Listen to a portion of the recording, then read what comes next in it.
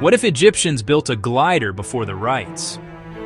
The Saqqara Bird asks that exact question.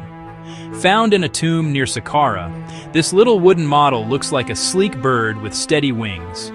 Some say it's proof Egyptians tested proto-flight, a model glider, a toy aeronautical prototype. But evidence is thin. It's small and balanced, and could represent a symbolic bird, not aerodynamic engineering. Wind tunnel tests show it's not great for real flight unless massively scaled and reworked. The smarter take? It reveals Egyptian curiosity and craftsmanship.